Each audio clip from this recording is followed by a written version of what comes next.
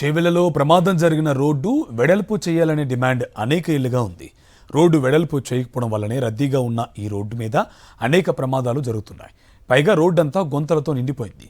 ముఖ్యమంత్రి, assembly speaker వారి స్వగ్రామాలకు వెళ్లే రోడ్డు ఇదే. అయినప్పటికీ రోడ్డు బాగు చేద్దామన్న స్పృహ ప్రజాప్రతినిధులకు లేదని స్థానికులు మండిపడుతున్నారు. దీనిపై మరింత సమాచారం మా కరెస్పాండెంట్ దిలీప్ అందిస్తారు. ఉదయం తెల్లవారుజామున 6:35 ఆ ప్రాంతంలో జరిగినటువంటి ఘటనా స్థలంలో ఉన్నాము. ఈ బీజాపూర్ హైవేలో ప్రయాణం చేయాలంటే మాత్రం ప్రతిరోజు నరకంగా స్థానికులు అయితే భావిస్తున్న పరిస్థితి. సో కొంతమంది స్థానికులు ఘటన ఆ ప్రాంతానికి చేరుకున్నారు. సో ఇక్కడ ఈ రోడ్డు పూర్తి కాకపోవడానికి కారణము స్థానిక ఎమ్మెల్యే అంటూ కూడా ఎమ్మెల్యేకు వ్యతిరేకంగా నిరసనలు తెలుపుతున్న పరిస్థితి కనిపిస్తుంది. సో వెనకాల మన వెనకాల ఇది వికారాబాదు తాండూరు వెళ్ళే రోడ్డు. సో వికారాబాదు శాసనసభకు సంబంధించి స్పీకర్కి సంబంధించినటువంటి కాన్ఫరెన్స్ స్పీకరు ఇదే రోడ్లో వెళ్తారు. అలాగే మండలిలో విప్పుగా ఉన్నటువంటి పట్నం మహేందర్ రెడ్డి తాండూరు నియోజకవర్గానికి సంబంధించినటువంటి వ్యక్తి, అలాగే ఇటువైపు పరిగి కొడంగల్ సీఎం రేవంత్ రెడ్డికి సంబంధించి నియోజకవర్గాలు. సో ఈ మూడు ఇటు కొడంగల్, పరిగి, వికారాబాద్ నుంచి కూడా నిత్యం వేలాది వాహనాలు ఈ రోడ్డు గుండానే హైదరాబాద్కి చేరుకుంటున్న పరిస్థితి ఉంటుంది. సో అయినా కూడా అధికారులు నిర్లక్ష్యము, అలాగే నేతల నిర్లక్ష్యం, ఇద్దరి నిర్లక్ష్యం వల్లనే ఈ రోడ్డు పనులు పూర్తి కాకపోవడము తరచుగా ఈ ప్రమాదాలకు తావిస్తున్నట్టుగా స్థానికులు అయితే డిమాండ్ చేస్తున్న పరిస్థితి కనిపిస్తుంది. సో బస్సు మొత్తం ప్రమాద దాటికి ఏ రకమైనటువంటి డ్యామేజ్ అయింది. సో బస్సులో ముందు భాగంలో ఒక్క సీటు కూడా లేనటువంటి పరిస్థితిని మనం చూస్తున్నాం. అలాగే పైన టాప్ ఏదైతే ఉందో సో టాప్ కూడా మొత్తం లేనటువంటి పరిస్థితి. సో ప్రమాదం ఏ స్థాయిలో జరిగిందో ఈ బస్సును చూస్తే చెప్పవచ్చు. సో ముందున్నటువంటి ఇంజన్ కూడా పూర్తిగా డ్యామేజ్ అయింది. అలాగే చక్రాలతో పాటు మొత్తం ఇటువైపు కేవలం వెనకాల 3 నుంచి 4 సీట్లు మాత్రమే ఉన్నాయి. బస్సుకు సంబంధించి అన్ని అద్దాలు కూడా పూర్తిగా పగిలిపోయినటువంటి పరిస్థితి కనిపిస్తుంది. సో అంత వేగంగా బస్సు ఢీకొనడము, అలాగే టిప్పరు ఢీకొనడం. సో టిప్పర్కి సంబంధించి కూడా ముందు స్థాయి ఏదైతే ఇంజన్ ఉంటుందో మొత్తం కూడా డ్యామేజ్ అయినటువంటి పరిస్థితి కనిపిస్తుంది. సో ఇటు బస్సు డ్రైవర్తో పాటు అలాగే టిప్పర్ డ్రైవర్ కూడా స్పాట్లోనే చనిపోయిన పరిస్థితి. సో ఈ రకమైనటువంటి స్పీడ్ ఏ రకంగా ఉందో చూడొచ్చు. ఒకటి అతివేగం కారణమైతే, ఒకటి రోడ్లు సరిగ్గా నిర్వహణ లేకపోవడము, గుంతలమయంగా ఉండడము, సూచన బోర్డులు లేకపోవడము.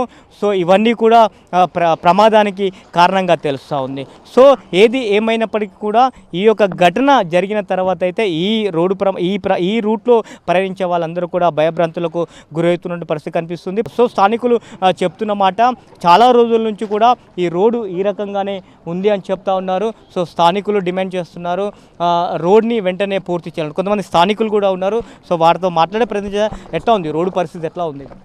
రోడ్డు గత 2 సంవత్సరాల నుంచి చెప్తున్నారు. గత ప్రభుత్వం కూడా అదేవిధంగా ఇప్పుడున్న ప్రభుత్వం కూడా రోడ్డు విస్తరించి ఉంటే ఈరోజు ఈ యొక్క యాక్సిడెంట్ అయ్యేది కాదు. ఎందుకంటే ప్రతి ఒక్క ప్రజాప్రతినిధి దీనికి క్లెయిమ్ చేసుకోవాల్సిందే. ఎందుకంటే ఎక్కడ చూసుకున్నా కానీ గతంలో కూడా ఇక్కడ చాలా యాక్సిడెంట్ అయినాయి. ఇక్కడ అనేక వందల యాక్సిడెంట్లు జరిగినాయి. ఇక్కడ ఈ యాక్సిడెంట్లు చూస్తుంటే చాలా బాధ అనిపిస్తుంది.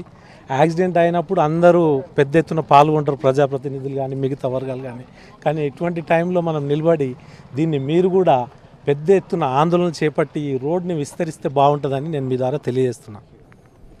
ఇది చెప్తున్నారు, స్థానికులు కూడా చెప్తున్నమాట.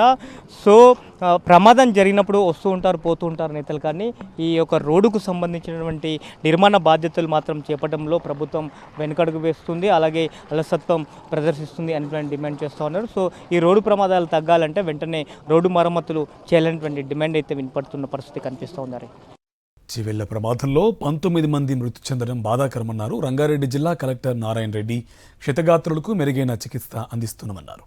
15 మృతదేహాలను కుటుంబ సభ్యులకు అప్పగించామంటున్న కలెక్టర్ నారాయణ రెడ్డితో మా correspondent Vikram face to face. Rangareddy జిల్లా చేవెళ్ల దగ్గర జరిగిన రోడ్డు ప్రమాదంలో 19 మంది మృతి చెందారు. క్షతగాత్రులను పట్నం మహేందర్ రెడ్డి మెడికల్ కాలేజ్లో ట్రీట్మెంట్ అందిస్తున్నారు. ఎంతమంది చికిత్స పొందుతున్నారు, ప్రమాదానికి సంబంధించిన ఏమైనా నివేదిక సిద్ధం చేశారన్న వివరాలను జిల్లా కలెక్టర్ నారాయణ రెడ్డి గారు మనతో పాటు ఉన్నారు. వారిని అడిగి తెలుసుకునే ప్రయత్నం చేద్దాం.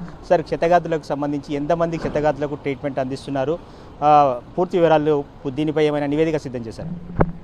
ప్రస్తుతం ఇక్కడ 14 మందికి ట్రీట్మెంట్ నడుస్తుంది. 14 మంది కూడా స్టేబుల్గా ఉన్నారు. సో అందులో ఒక అమ్మాయికి మాత్రం కొద్దిగా హిప్ ఫ్రాక్చర్ ఉంది. ఆ అమ్మాయిని మాత్రం ఇక్కడ నుంచి హయ్యర్ సెంటర్కి రెఫర్ చేస్తున్నాం. మిగతా వాళ్ళందరికీ కూడా మోస్ట్లీ ఈరోజు సాయంత్రం లేదా రేపు మార్నింగ్ వరకు డిశ్చార్జ్ చేసే అవకాశం ఉంటుంది. 14 మందికి మనకు స్టేబుల్ ఉండడం అనేది ఒక రకంగా మంచి విషయం. అయితే మనకు మొత్తం యాక్సిడెంట్లో 19 మంది చనిపోవడం అనేది బాధాకరమైన విషయం. సో దాంట్లో ఇప్పటికే ఆ 19 మందిలో 15 మందికి పోస్ట్మార్టం పూర్తి చేసుకున్నాం. వారి బంధువులకు అప్పగించడం జరిగింది. సో ఇందులో ప్రభుత్వం కూడా ఎప్పటికప్పుడు మానిటర్ చేస్తూ ఉంది. సో మార్నింగ్ నుంచే, అంటే ముఖ్యంగా మార్నింగ్ ఈ ఇన్సిడెంట్ జరిగిన వెంటనే మనకు నోటీస్కి వచ్చిన వెంటనే కూడా ఫస్ట్ ఎవరైతే ఇంజూరీ అయిందో వారికి బెటర్ ట్రీట్మెంట్ ఇచ్చే విధంగా యంత్రాంగం అంతా కూడా పనిచేయడం జరిగింది. సో అందులో భాగంగా మనకు ఫస్ట్ చేవెళ్ళ సిఎస్సికి తీసుకురావడం, మళ్ళీ అక్కడ నుంచి ఇక్కడ పిఎంఆర్ ఆఫీస్ తీసుకురావడం, ఒక ఇద్దరును ఇంకో ప్రైవేట్ ఆఫీస్ పంపడం, ఇట్లా అంటే ఎవరికైతే గాయాలైనో వారికి బెటర్ ట్రీట్మెంట్ ఇచ్చే విధంగా ఫస్ట్ ఎక్కువ ఫోకస్ చేస్తూ పనిచేస్తాము. లక్కీగా ఎవరికి కూడా సీరియస్ కాకుండా అందరినీ కూడా స్టేబుల్ చేయడం అనేది మనకు, అంటే డాక్టర్ యొక్క ఇది కావచ్చు, మెడికల్ డిపార్ట్మెంట్ కూడా ప్రాపర్గా పనిచేయడం జరిగింది. ఎవరైతే చనిపోయారో వారికి సంబంధించి మాత్రం నెక్స్ట్ వారి యొక్క పోస్ట్మార్టం పూర్తి చేసి బంధువులకు వెంటనే అప్పగించేటట్టుగా ప్లాన్ చేసుకున్నాం. దానిలో కూడా ఇప్పటికే 15 మందికి వారి కుటుంబ సభ్యులకు డెడ్ బాడీని కూడా అప్పగించడం జరిగింది. సార్, రోడ్డు ప్రమాదానికి సంబంధించి ఏమైనా కారణాలు తెలిసాయా? ప్రాథమిక అంచనా ఏంటి ప్రమాదానికి సంబంధించి? ప్రమాదానికి సంబంధించి పోలీస్ ఇన్వెస్టిగేషన్ నడుస్తుంది. మనకి ఇంకా పూర్తి వివరాలు రావాల్సిన అవసరం ఉంది. బేసికల్గా మనకు ఆర్టీసీ సంబంధించిన బస్సు మార్నింగ్ తాండూరు నుంచి బయలుదేరి ఒక 70 మెంబర్స్ ప్యాసింజర్తో బయలుదేరి వస్తున్నప్పుడు ఇక్కడ నుంచి వెళ్తున్న ఒక టిప్పర్ మనకు మిర్జాగూడ స్టేజ్ దగ్గర 2 ఢీకొనడం జరిగింది. సో ఏం జరిగింది అనేది ఇంకా మనకు దర్యాప్తులో పూర్తిగా రావాల్సిన అవసరం ఉంది. సార్, కంకర లోడుతో లారీ వెళ్ళడం, కంకర వల్లనే ఎక్కువ మంది మృతుల సంఖ్య పెరిగినట్టు తెలుస్తుంది. కంకర లోడుతో వెళ్ళే లారీల పైన పైకప్పు ఏమైనా వేస్తే ఇంత ప్రమాదం జరిగి ఉండేది కాదు కదా. లారీలు టిప్పర్ కొంచెం కనీస జాగ్రత్తలు తీసుకోకపోవడం వల్లనే ఈ ప్రమాదం జరిగింది. ఎస్, ముఖ్యంగా ఇక్కడ ఈ ఇన్సిడెంట్లో మాత్రం మనకు ఆ కంకర బస్సులో రావడం వల్ల ఇంకా సివియారిటీ పెరిగింది. మీరు అన్నట్టుగా ఎస్, తప్పకుండా అంటే అది కవర్తో వచ్చారా, కవర్ లేకుండా వచ్చారా అనే విషయాలు ఇంకా మనం ఎంక్వైరీలో తెలుస్తుంది. తప్పకుండా దాన్ని బట్టి పోలీస్ యంత్రాంగం కావచ్చు, ప్రభుత్వ యంత్రాంగం ఫర్దర్ యాక్షన్ తీసుకోవడం జరుగుతుంది. మొత్తం మీద చూసుకోవచ్చు, ఈ ప్రమాదానికి సంబంధించి పూర్తి స్థాయి నివేదికనైతే సిద్ధం చేస్తున్నట్టు చెప్తున్నారు. అదేవిధంగా ఈ ప్రమాదానికి ప్రధాన కారణం కంకర వల్లనే ఎక్కువ మంది మృతుల సంఖ్య పెరిగినట్లు కూడా జిల్లా కలెక్టర్ నారాయణ రెడ్డి చెప్తున్నారు. వీడియో జర్నలిస్ట్ సి శ్రీనివాస్ గౌడ్తో విక్రమ్, సాక్షి టీవీ, హైదరాబాద్.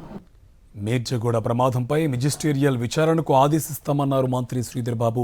టిప్పర్లో కంకర ఉండటం వల్లే ప్రమాద తీవ్రత పెరిగి మృతుల సంఖ్య ఎక్కువైందన్నారు. మృతి చెందిన వారి కుటుంబాలకు ప్రభుత్వం ఆర్టీసీ తరపున 7 లక్షల రూపాయల ఎక్స్గ్రేషియా ప్రకటించామన్నారు.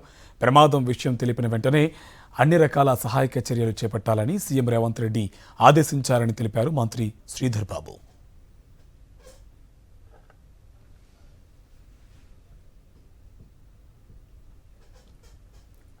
చిన్నారులు కూడా చనిపోవటం, మహిళా సోదరిమణులు కూడా చనిపోవటం జరిగింది. చాలా బాధాకరం, దురదృష్టకరం. దీనిపైన మెజిస్ట్రియల్ ఎంక్వైరీ చేపడతాం.